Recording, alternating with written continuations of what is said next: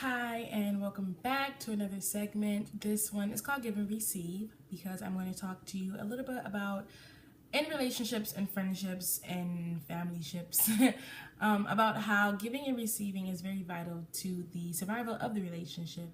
I started off my blog post by saying that how when I was younger, I used to be a very closed off person. I didn't really trust anyone, and it kind of led to me having this brick wall up, which a lot of young women do, and you hear about that a lot in young relationships about how someone has a wall up and it's really hard for the other person to get through. And I specifically remember talking to my mother when I was a teenager about me having this wall up all the time, and she said to me, you can't live like that forever. You can't have a wall up and you can't be closed off because you're going to end up losing your friends. Because what I didn't realize she was trying to say to me was people don't always want to be around someone who is closed off and who is just living in their own little box. And I did not understand that, and I was thinking to myself, well, if people love me for me, they're gonna want to be around me forever or whatever. And that was the wrong way to think. So I continued to be this closed off person and just try to be the best person that I could for my friends, and more so think about them and not about me. But it ended up getting a little bit better as I got older. I did start to let people in, and I did start to, trust people a little bit more. I began to open up to them and fall in love with my friends. And the way to explain that is when I'm friends with someone, I'm friends with them for who they are, and I love everything about them because I've let them into my life. And even if they do have flaws, I don't really dwell on them and I don't really look at them because I know that everyone has their things and everyone comes from different places and they have flaws. And if someone is my friend, I adore them. Like, I literally adore them, and that's kind of how I fall in love with your friends. I don't know if anyone else feels that way. If you do, comment below and tell me how. If you disagree with that, comment below. So I began to fall in love with them. I began to let them in a little bit more. But something happened to me in 2015 where my whole life just shattered and it fell apart. And a lot of the trust that I had gained for people went away. It just was null and void. It was gone.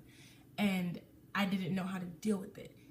So instead of dealing with it, I kind of pushed it off to the side like I used to do with my problems, and I went back to my old ways, which was blocking people out and not letting them care for me because I felt like I was the only one who did care for me. As far as friendships and relationships went, I felt like I was the only one who did care for me, and I had to be that person to take care of myself no matter what. I had to have my own back no matter what. And even though that is true to an extent, everyone has to have their own back and you have to look out for yourself. There are people in the world who are placed in your life to look out for you, and you don't necessarily always have to carry the burden alone. And that's what I was doing, and that kind of killed me, and that kind of killed my relationships and my friendships from then on. I lost a couple friends, or friendships weren't as strong as they used to be because of how I was dealing with things, how I was dealing with my own hurt. I began to deal with people out of that instead of getting better and going through the healing process of such a traumatic event. So going back to the comment that my mother made, it's quoted on my blog as, quote, "You can't live like that forever, blocking people out. You're going to have to let someone in one day," end quote. And I heard that. I heard what she was saying, but it didn't really click to me until my life made me realize what she was saying. It kind of was like going in one ear and out the other. But after, a couple of things happened to me and a couple of people said some things to me, I began to realize what she was saying was actually really true.